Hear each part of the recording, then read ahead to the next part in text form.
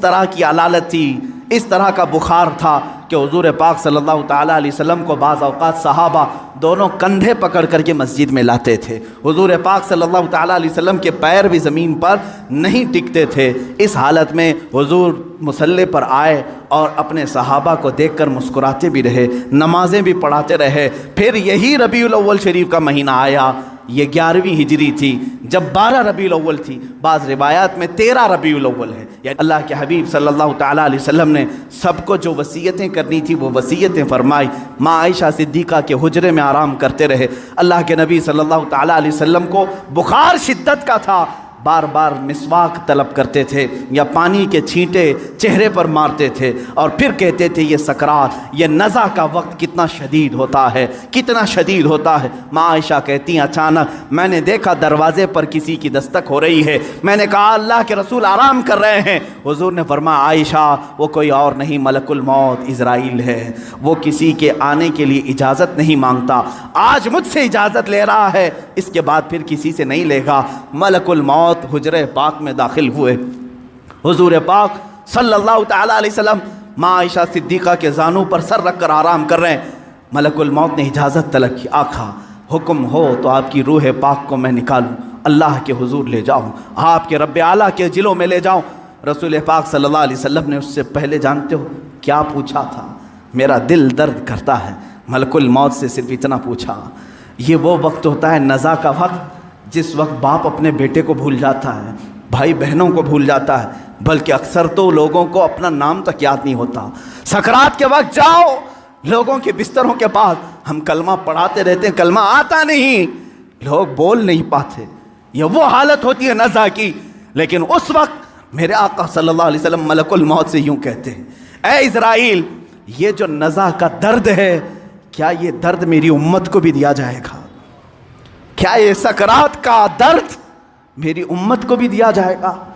ملک الموت نے کہا موت سے پہلے ہر ایک کو سکرات سے گزارا جائے گا۔ میرے آقا رو پڑے، واہ امتی، واہ امتی، اے اللہ میری امت، اے اللہ میری امت، کیا وہ نزع اور سکرات کو برداشت کر پائے گی؟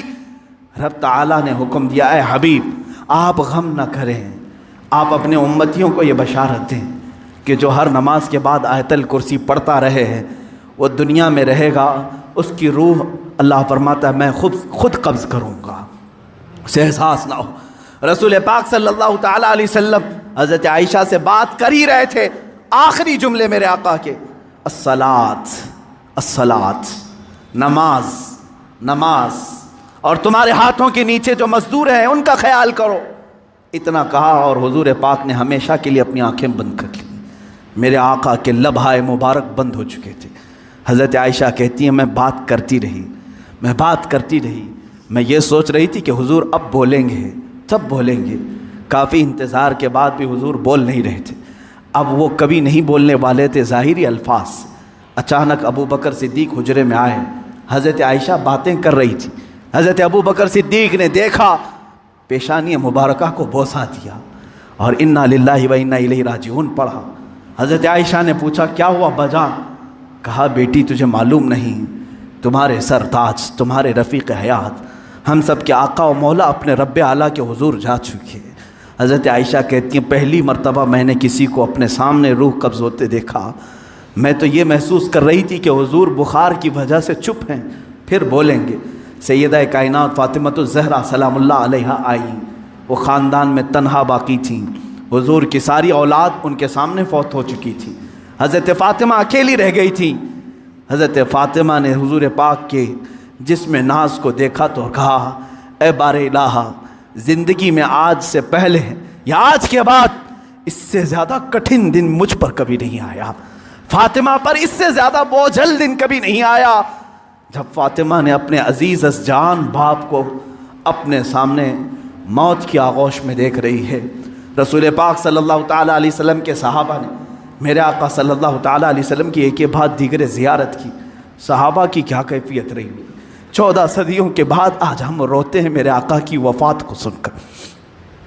وہ آفتاب عالم ہمارے درمیان سے روپوش ہوا، وہ مہتاب رسالت غروب اگرچہ ہوا، لیکن آج بھی جب واقعات سنتے ہیں تو روتے ہیں۔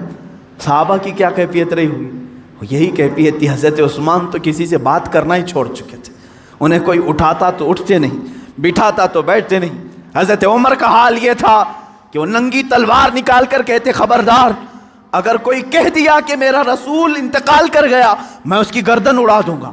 میرے حبیب کا انتقال نہیں ہوا، وہ اپنے رب سے ملنے کے لیے گئے، واپس آئیں گے۔ حضرت عمر مدینے میں اس طرح گھوم رہے تھے۔ عزیزان گرامی وقار، رسول پاک صلی اللہ تعالیٰ علیہ وسلم پیر کے دن انتقال فرمائے اور بدھ کے دن تک آپ کا جسم مقدس رکھا گیا۔ جماعتیں آتی رہیں، پڑھتی رہیں، ملائکہ نے جنازہ پڑھا۔ بدھ کے دن میرے آقا صلی اللہ تعالیٰ علیہ وسلم کو صحابہ نے اٹھایا اور اسی حجرے میں جہاں ماں عائشہ صدیقہ کا گھر تھا، حضور پاک صلی اللہ علیہ وسلم کی قبر مبارکہ کھودی گئی، لحد بنائی گئی جو ایل شیپ میں ہوتی ہے، حضور کو پسند تھی، لحد مبارکہ میں رکھا گیا۔ اترنے والوں میں حضرت علی بھی تھے، حضرت عباس بھی تھے۔ فرماتے ہیں جب قبر مبارک میں آخری مرتبہ رکھا گیا، صحابہ کا مجمع تھا، بھیڑ تھی، ایک آخری نظر اس آفتاب رسالت پر ڈال لیں، لیکن اچانک لوگوں نے دیکھا قبر کی تختیاں بند کرنے سے پہلے رسول پاک کے ہونٹ ہل رہے تھے۔ حضرت عباس کہتے ہیں میں نے کان لگایا، اس وقت رسول پاک کہہ رہے تھے امتی امتی رب اغفر لامتی فانہم لا یعلمون، اے مولا میری امت کو معاف کر دے، وہ مجھے نہیں پہچانتی۔ اے اللہ میری امت کو معاف کر دے، وہ مجھے نہیں پہچانتی۔ یہ آخری جملے قبر انور میں رکھنے کے بعد رسول پاک کے اے امتیو، کیا ہم نے رسول پاک کا حق ادا کیا ہے؟ کیا ہم نے ان کو سال میں ایک مرتبہ یاد کر کے یہ سوچا کہ ان کو کہ رات کے کھڑی ہوئی عبادتوں کا ہم نے صلہ دے دیا؟ کبھی نہیں ہو سکے گا، کبھی نہیں ہو سکے گا۔ قبر مبارکہ بند کر دی گئی، ہمیشہ کے لیے بند ہو گئی، لیکن لحد کا وہ ٹکڑا عرش اعظم سے بھی افضل بنا۔ نفس گم کردہ می آیت جنید و بایزیدی جا، وہ قبر اثر آج بھی ہم مسلمانوں کے روح کی ٹھنڈک ہے۔ وہ ہرا گنبد جو رسول پاک کے مسکن کے اوپر اپنی جگمگاہٹ بکھیر رہا ہے، وہ کروڑوں عاشقوں کی آنکھوں کا تارا بنا ہوا ہے، ہمارے دل کا سکون ہے۔ اے میرے عزیزو، آج ہم جئیں گے تو اسی امید کے ساتھ، اسی آس کے ساتھ۔ میرے آقا نے آخری وقت یہ بھی فرمایا تھا جو جس سے محبت کرے گا دنیا میں، قیامت کے دن اسی کے ساتھ اٹھایا جائے گا۔ اگر تم آج اپنے نبی پر جان و مال، اپنے ماں باپ فدا کرنے کی بات کرتے ہو، خوف نہ کرو، کل ہم اٹھائے جائیں گے تو ہمارے آقا کے ساتھ اٹھائے جائیں گے، ہمارے رسول کے ساتھ اٹھائے جائیں گے۔